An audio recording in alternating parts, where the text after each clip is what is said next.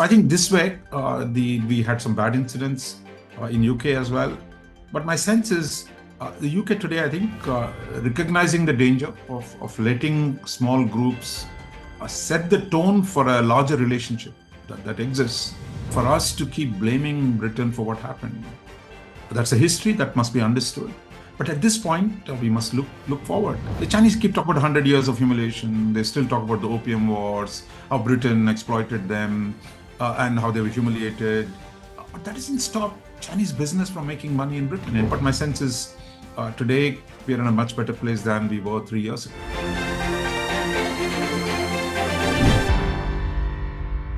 Why is it, sir? One thing you point out, which is interesting, is that even now, now finally perhaps, but even longer than the Americans, there was this lack of bipartisan consensus in the UK on in ties with India at various junctures. And traditionally, Labour governments have been seen as more anti-India or pro-Pakistan. Or why do you think that has happened, and what's the context for that? Yeah, I think the Labour Party, historically, it is actually, if you go back to the Cold War years, the argument, the perception was the Labour was more pro-India and the Tories were against India. But I think in the 21st century, that perception got reversed as the Labour Party, with its whole range of single-issue groups on human rights, Kashmir, questioning democratic values.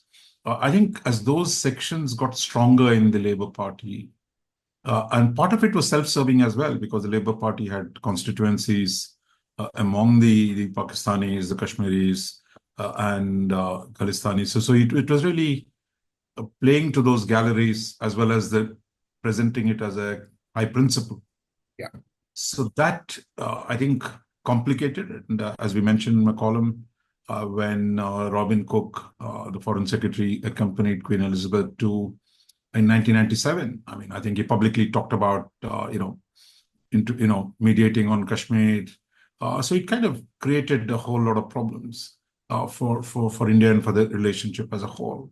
But I think in the 21st century, the Tories, who were historically seen as anti-India, began reaching out to India and sought to rebuild this relationship without much ideological bias, but focus more on the trade and technology and benefits of that kind. But they also had a problem with their own establishment, which is not the party establishment, but the bureaucratic establishment, which was really got so hooked on the question of India-Pakistan, even-handed policy on Kashmir, activism on issues of that kind. So initially there was no movement from the establishment side, permanent establishment side. And I think it's really in the Boris Johnson years, that is in 2020-21. Finally, I think both on the Khalistan issue, both on the Kashmir issue, Britain began to take a much more forward-leaning position vis-a-vis India. And that's when really Boris Johnson's time, Modi and Johnson announced this 2030 roadmap for bilateral relations. So I think it's important to remember that there was a lot of concern in Delhi when it looked like the Labour Party was going to replace the Tories last year. But I think the Labour Party, under the leadership of Keir Starmer, I think dispel those doubts, really put down the extremists led by Jeremy Corbyn, who's now been expelled out of the party, to make sure that the party becomes more like a governing party rather than as an NGO protesting on various issues. So I think he kind of squashed the internal groups that were really had turned hostile to India and adopted a realist approach. So which is what I think what was started under Tories now has actually been completed. The trade agreement, for example, and a whole range of other things. So now I would say both the parties are actually, there is a bipartisan consensus to expand relationship with India. So but the dangers of what you pointed out just now, and earlier, I think in earlier columns during the Leicester riots and all, you'd written that some of subcontinental issues and rivalries and politics, as well as issues that are from within India sometimes, are replicated in the diaspora. And then that will be its own political, and it's not an insignificant vote now in England, in the UK as a whole, rather. Do you think that is a danger that even because sometimes there is a sense that the diaspora, while becoming that much more important to India's foreign policy, the Prime Minister in every visit holds these large meetings, especially in the UK and the US. There's also a danger of that becoming a constant political factor in bilateral ties, depending on what's going on here or going on there with that, and how Indian government or Indian political parties react to that as well.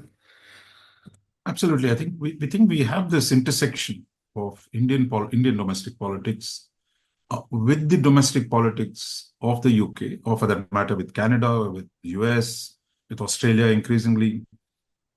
Given the large size of the South Asian or the subcontinental diaspora, so the two levels, I mean, I think one of the disputes between India, Pakistan, disputes within India, all acquire a political character within these societies, English-speaking democracies, and there the because mobilization is legal, and groups come together, mobilize on political issues. They go to the politicians, much like in India.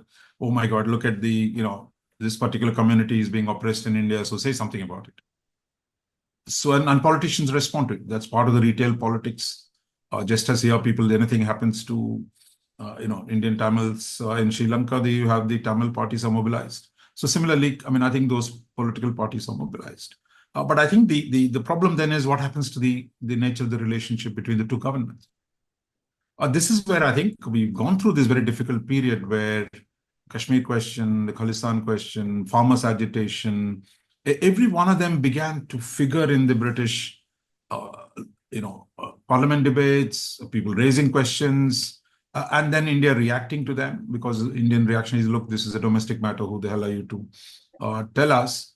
So I think now my sense is the time has come for both the establishments to sit down. Look, this is a reality.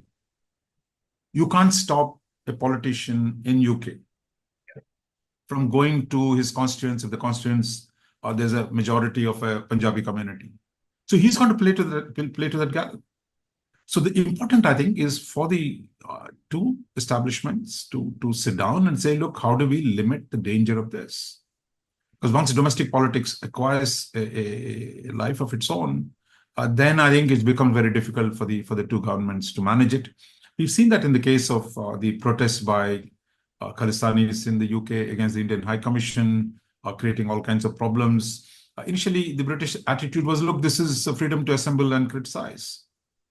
But then the limits to that, we've seen that happen in Canada as well. What is the limit at which can the right to protest also mean you impede the activities of diplomats? Because diplomats have rights as well. So I think this way, we had some bad incidents in UK as well. But my sense is the UK today, I think, recognizing the danger of letting small groups set the tone for a larger relationship that exists. And I think that's where some agreements, I mean, I think formal and informal, more consultations between the home ministries of the two sides, between the intelligence agencies, to warn each other of potential dangers that are lurking. And I think that's the route to go. But my sense is today we are in a much better place than we were 3 years ago. In some sense, of the sense I got from the piece, but I could be wrong, is that with all English-speaking countries, of course, but UK in particular, the UK and the US, like you say in the piece, that all of our elites, and it's aspirational not just for the elites, I mean, to go abroad to study or even to live sometimes, to immigrate, but especially for the Oxbridge is still Oxbridge in India. I mean, there is a weight that carries, and it is an aspirational thing, while at the same time you've had this while yeah, people to people, even contact, even in terms of travel, in terms of how many Indians going to London. I we all the joke in the newsroom and in the courts always, every Supreme Court lawyer and High Court lawyer is in London when the court is on holiday. You can find the Indian bar, Delhi bar there. But the flip side, so say like Pakistan with the US is the opposite. You're completely a client state in many ways and completely dependent, and your elites are all there. But the people seem to have anti-US sentiment, like Imran Khan played on in Pakistan works. Do you see that kind of contradiction we haven't had to the Pakistani extent in India? But do you think the kind of momentum the relationship has now eliminates the danger of that kind of thing happening? Because there is a natural affinity, whether it's for historical reasons or aspirational reasons. No, I think this way, I think there's certain hypocrisy, in our attitudes. I mean, People are still making money writing books against, Imperial Britain.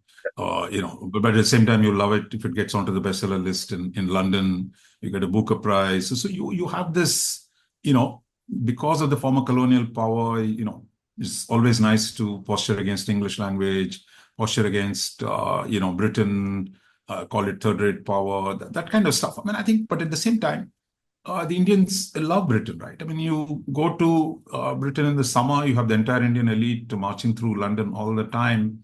The celebrities from Bombay, the cricketers, the lawyers you mentioned, the Supreme Court judges. I mean, everyone's feels so comfortable in Britain that to go there, spend some time, blow up some money. England is not a cheap place. So I think that's where the contact at the civil societies level is very, very deep. And I think that has survived all the posturing of the Indian political elite. Constant, resentment against Britain and its relationship with other countries of the English language. So I think similarly in Britain, I think they have had problems of their own. Okay, they have taken time to come to terms with empire, the loss of empire. Or there's a certain sense say some of the English newspapers like, The Economist, the tone is always condescending. That look, India always gets it wrong. So there is that attitude as well. I mean, so that's a reality. And I think today, I think as Britain and India need to go beyond that.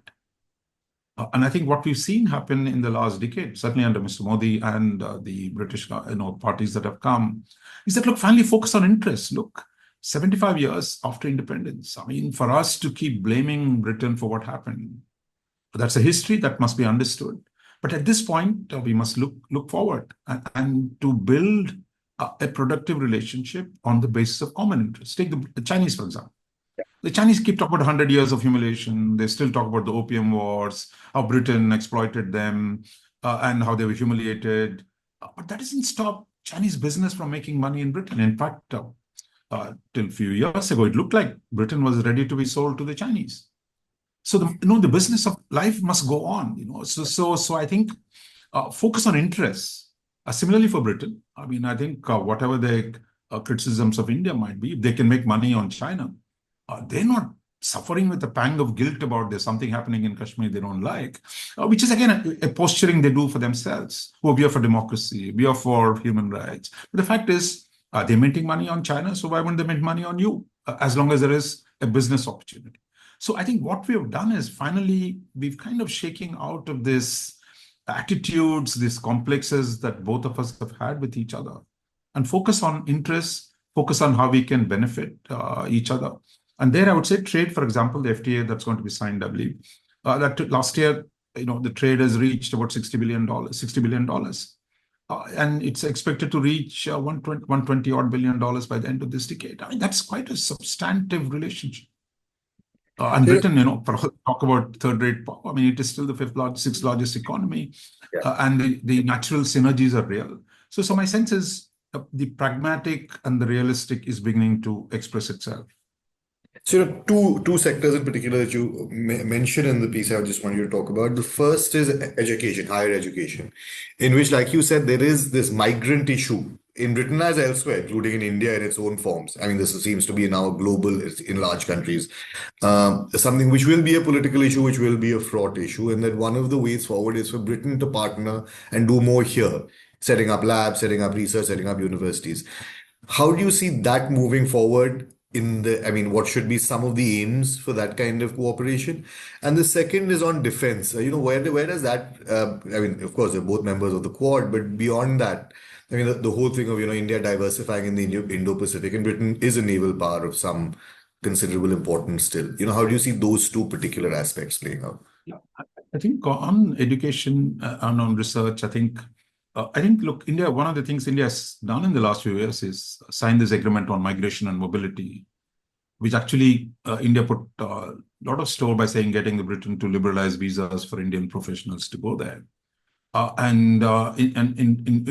think, and in return, give some access to British firms in India, for example, their accounting firms or their lawyers. But my sense is there is a danger of pushing this too far, of saying, look, give us more visas, give us more visas, give us more visas. And my sense is when the governments of UK or US or Canada took people, I mean, they were not asking for India's permission, right? They had open liberal immigration policies from the 1960s, which allowed Indian middle class or even Indian families. Once somebody is in, you can get your mother, uncle, brother into the thing, the family unification visas. So it's because of the openness of these societies from the 1960s to say to now. But I think that situation is changing across the world. There is a resentment against too many immigrants. In Britain, in particular, the rise of the Reform Party, which is really making immigration a big issue. So therefore, I think for us, we need to temper it down. I mean, I think to saying, look, take more Indians, just as it's happened in H-1B in the US, it's happened happens in most countries. So I think there is actually, UK still needs people. They're still talking about they need highly talented people, they need technical people, but at the same time, they don't want every village in Punjab going off to UK. So I think we need to bring in that balance and to make sure that this is a process that is mutually beneficial rather than simply demanding more, give me more visas.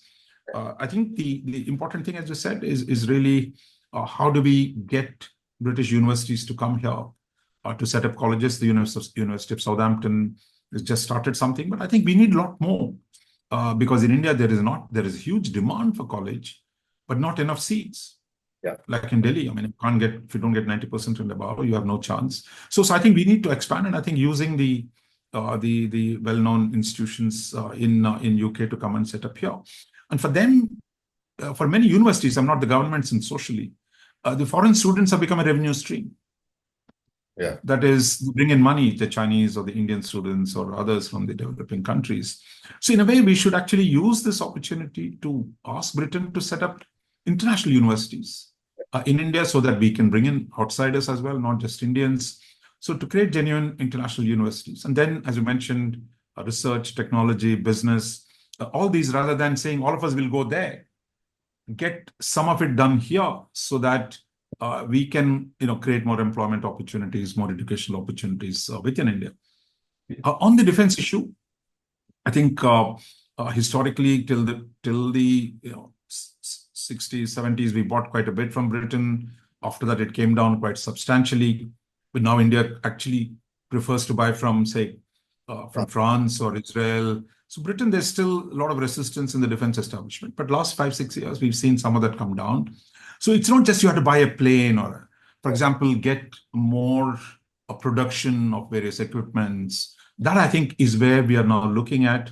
The two countries have signed an agreement earlier this year when our defense minister went there, wanting to have the British companies produce in India so that we create an industrial partnership between the defense companies. So there we are at the beginning of a process, and I think hopefully that will create the basis for a longer term defense industrial collaboration. Right, sir. Thanks a lot. Everyone read the piece. It's on the indianexpress.com, and we'll speak again next week. So thanks a lot.